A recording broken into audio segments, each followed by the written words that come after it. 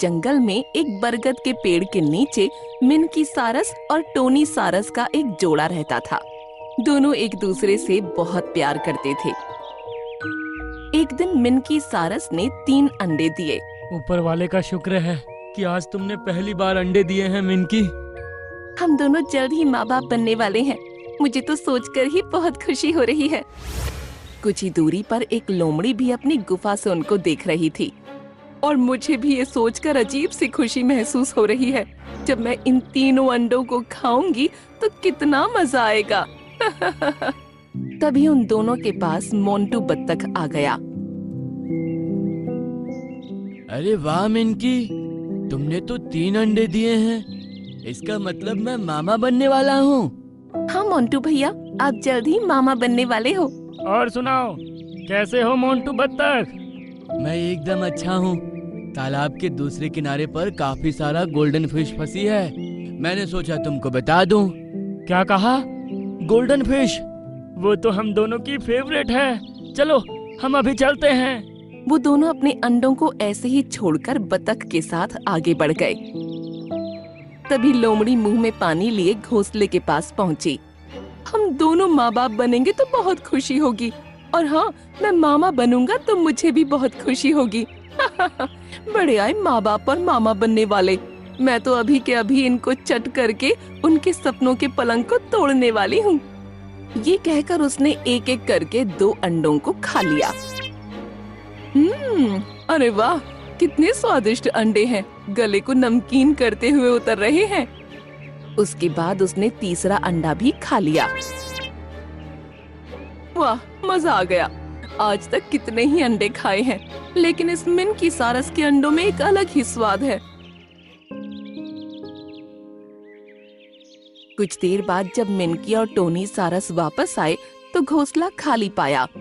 अरे ये क्या, मेरे अंडे किसने ले लिए? लगता है किसी दुष्ट जानवर ने उनको खा लिया। मिनकी ये देखकर उदास हो गई और टोनी का भी चेहरा उतर गया।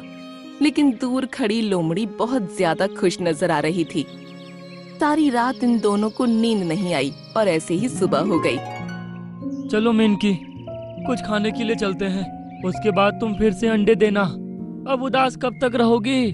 और अगर फिर से अंडे देने के बाद कोई उनको खा गया तो मैं अपने आप को कैसे संभालूंगी? ये सुनकर टोनी ने कुछ सोचा। वो सामने बने पत्थरों के ढेर से एक सफेद पत्थर चुग लाया और उसको घोंसले के अंदर रख दिया। ये आप क्या कर रहे हैं? बस देखती रहो मिनकी।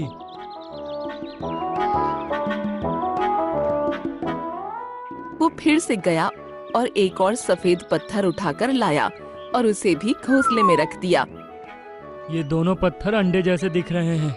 अब हमें पता चल जाएगा कि हमारे अंडों को किसने चुराया था। ठीक है, देखते हैं क्या होता है।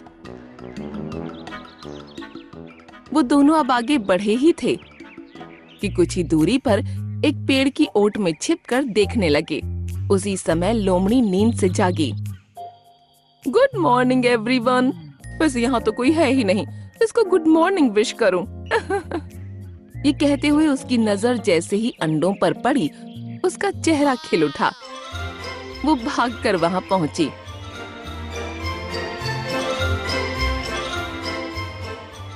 अरे वाह, आज तो ये दोनों सुबह सुबह ही मेरे लिए अंडे छोड़कर चले गए। कितनी फिक्र है इन दोनों को मेरी। ये कहकर उसने झट से उन पर मुंह मार दिया। अरे उसका जबड़ा दुख गया और उसने पत्थर मुंह से बाहर निकाल दिया। अरे बाप रे, ये तो पत्थर है।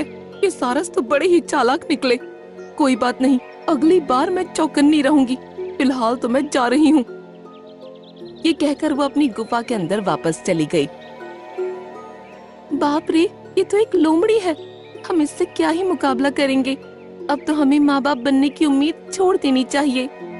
कोई हमसे ताकतवर या दुष्ट है तो जरूरी नहीं कि हम उसे हरा नहीं सकते। हमें बस अपने दिमाग का इस्तेमाल करके चतुराई से काम लेना होगा। ये सुनकर मिनकी सारस को कुछ खास समझ नहीं आया, लेकिन टोनी सारस ने जरूर कुछ सोच लिया था। मिनकी, मेरे साथ आओ।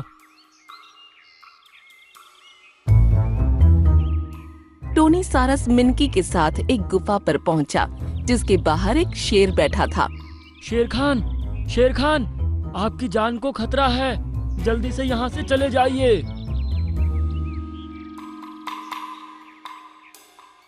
अरे ये तुम क्या बोल रहे हो? भला मेरी जान को किससे खतरा हो सकता है? एक लोमड़ी बहुत ही खतरनाक है, उसने अभी तक कितने ही जानवरों को मारा है और अब वो कह रही है कि शेर खान को उसकी गुफा के अंदर घुसकर मारूंगी। एक लोमड़ी? ये कहकर शेर खान एक पल को चुप रहा, फिर ठहाका लगाकर हंस पड़ा। ठीक है, ले आओ उसको। मैं मेरी गुफा के अंदर ही उसका इंतजार करूंगा। देखते हैं कौन किसको मारता है। ठीक है शेर खान, हम कल उसको लेकर आ जाएंगे। ये कहकर वो दोनों वहां से चल दिए। जब काफी आगे पहुंचे तो मिनकी ने टोनी से कहा, ये आप क्या करके आ गए? क्यों शेर खान को झूठ बोला? मुझे कुछ समझ नहीं आ रहा। उस लोमड़ी की गंदी नीयत उसकी कमजोरी है, हम उसकी इसी कमजोरी का फायदा उठाने वाले हैं। अब मैं जो कहता हूँ उसको ध्यान से सुनो। ये कहकर टोनी सारस ने मिनकी को न जाने क्या समझाया। वो दोनों अपने घोंसले पर पहुंचे और चुपचाप सो गए। आज रात मैं सोने वाली नहीं हूँ। सुबह होने पर जब ये अंडे देगी तब इनके जाने के बाद उन्हें खाकर ही नींद भरूंगी। ये सोचकर वो घात लगाए जागती रही। सुबह होने पर जैसे ही आंख खुली तो मिनकी सारस तेज स्वर में बोलती हुई उठी, ए जी सुनते हो? उठ जाओ, मुझे अंडे देने हैं।